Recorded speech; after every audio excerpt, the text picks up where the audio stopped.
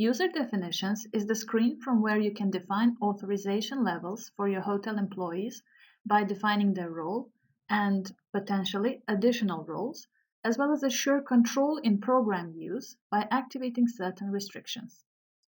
Based on the personal information you entered during the registration process, one user is already defined in the related list.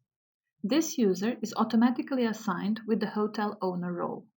Hotel owner is the most authorized user of the program, or in other words, he or she can see all the modules and screens in the program and perform all transactions and operations inside of it. By double-clicking on this row, you can update information related to this user if necessary. When adding new user, first thing you should do is to write down user's name. This field can consist of name, email, or number. Next, password for this user should be entered. Certain rules should be followed when defining the user password. It should be at least 8 characters long, and it should contain big letter, small letter, number, and one special character. If the password does not match this criteria, we will see that password field will turn red. Next, you can fill out additional information related to this user such as name, surname, phone, and similar, but these are not mandatory fields.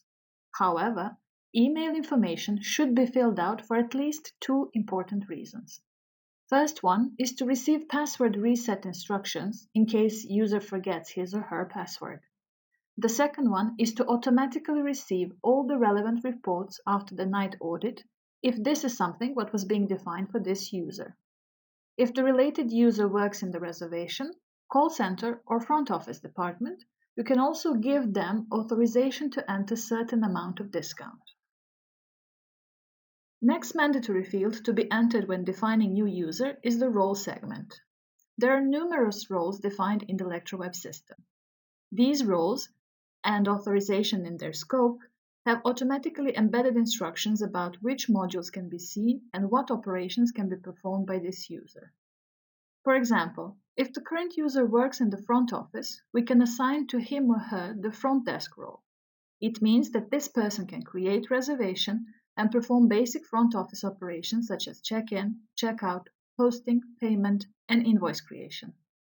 However, this person will not be authorized to cancel or delete reservations. In case you want to give this permission to this user, you should select Front Desk Full option under the Additional Role segment in the lower part of the User Definitions card. To sum up, we define Main Role in the upper part of this screen, while in the lower part, with the Additional Roles tab, we can extend the list of roles and authorizations for the related user. If we assign this user with a night audit role, he or she will be able to perform night audit as well. There are 2 fields with which we can restrict users' program use. If you define the start and end time of working hours, this user will be allowed to enter the program just during this period. Second is the IP limitation. If you enter IP address in this field, this user will not be able to enter the system from another IP address. If the related user left the hotel or you do not wish of him/her to use the program anymore, you may limit access to this person by checking the passive box. These users are listed under the passive tab.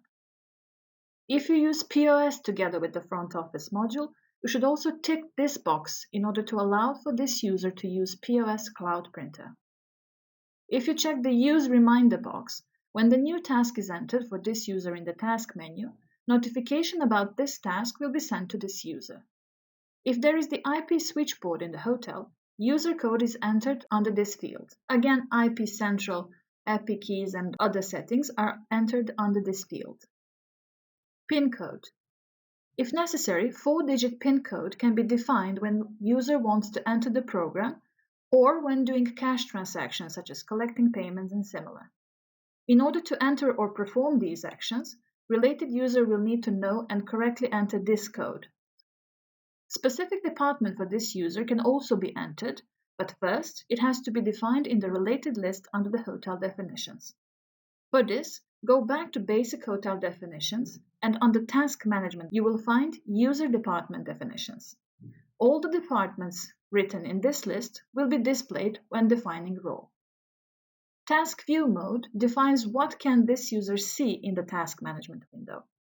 If we select My Tasks, this user will be able to see only those assignments that are given to him or her. It is also possible to define the validity period of user's password. If we want from this user to receive night reports after the night audit, then this box should be marked. What is Other Hotels tab, and in which situations should we use it? If your hotel is part of a group, you may wish to give to some of your employees the possibility to move between the hotels and have access to some modules and functions in other properties. You can make these definitions by clicking on Allow User to Other Hotel under the Action menu.